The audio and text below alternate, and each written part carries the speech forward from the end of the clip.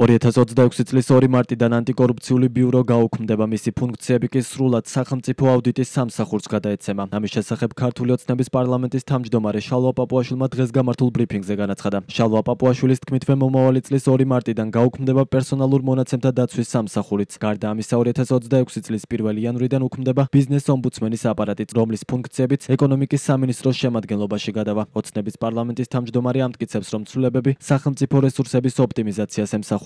ანტიკორუფციული ბიუროს დღეს არსებითად დაკისრებული აქვს თანამდებობის პირების, პარტიებისა და არასამთავრობო ორგანიზაციების დეკლარაციების შეგროვება და მონიტორინგი. მთავრობასთან კონსულტაციების შედეგად ჩამოყალიბდა საერთო ხედვა, რომ აღნიშნული ფუნქცია საჯარო მმართველობის კონსტიტუციურ ჩარჩოში უკეთ შეესაბამება სახელმწიფო აუდიტის სამსახურს, როგორც უფრო მაღალ და უფრო დამოუკიდებელ კონსტიტუციურ ორგანოს. ინიციატივის შესაბამისად 2026 წლის 2 მარტიდან ანტიკორუფციული ბიურო გაუქმდება, მისი ფუნქციები კი სრულად გადაეცემა სახელმწიფო აუდიტის სამსახურს. საერთო ჯამში აღნიშნული ცვლილებები უზრუნველყოს მმართველობის სისტემის შესაბამისობაში მოყვანას კონსტიტუციით დადგენილ ინსტიტუციურ ჩარჩოსთან, სახელმწიფო რესურსების ოპტიმიზაციას წილად დაახლოებით 20 მილიონი ლარით, სტრუქტურული ფუნქციების გამარტივებას, უფრო მკაფიო პასუხისმგებლობებს და ეფექტიან მართვას. ანტიკორუფციული ბიუროს გაუქმებას დღეს ქართული ოცნების წევრები გამოეხმაურდნენ. კახა კალაძემ უწყებას გარედან თავს მოხვეული ვითომ შექმნილი ორგანო უწოდა კითხვაზე. ახსენდება თუ არა ერთი ფაქტი, რომელიც ანტიკორუფციულმა ბიურომ გამოავლინა. კალაძე პასუხობს, რომ ამ საკითხით არ დაინტერესებულა. იყო გარედან თავს მოხვეული, რაღაც დამოუკიდებელი ვითომ შექმნილი ორგანო, თუმცა რეალურად აღნიშნული მიმართულება შევა აუდიტის სამსახურში, დაექვემდებარება აუდიტს და გააგრძელებს ამ ფორმით მუშაობა. ერთი ფაქტი გახსენდებათ კორუფციული, რომელიც ამ ბიურომ გამოავლინა? ვერ გეტყვით, არ დავინტერესებული ვარ ამით. რატომ არ დაინტერესებული? იმიტომ რომ ჩემი საქმით ვარ დაკავებული და ჩემი საქმე მაინტერესებს, ეს არის პრიორიტეტი.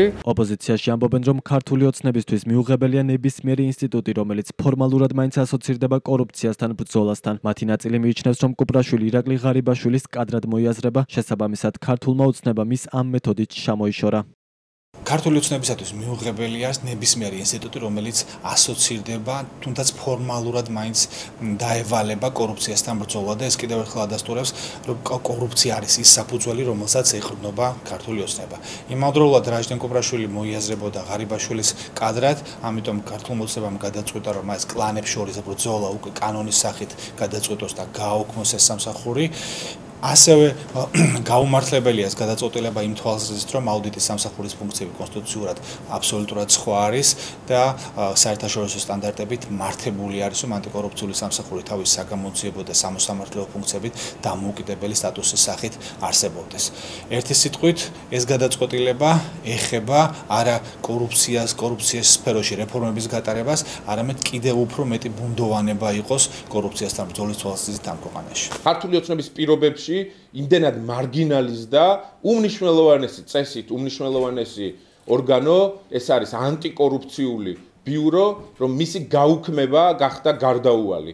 რაჟდენ კუპრაშვილს, რომელიც ემსახურებოდა მხოლოდ ივანიშვილის ინტერესს, ამ წლების განმავლობაში არ გამოუძიებია საქართველოს ისტორიაში ყველაზე კორუფციული ხელისუფლების არც ერთი მნიშვნელოვანი კორუფციული სქემა და საქმე.